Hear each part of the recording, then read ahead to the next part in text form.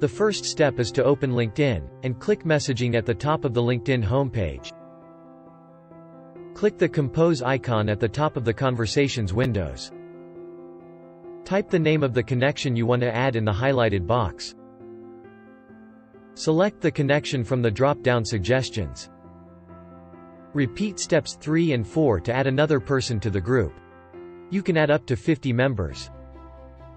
Type the group name in the highlighted box. Type a message in the highlighted box. Click Send. Anyone in the group can add a message to the conversation. That's it. You're done.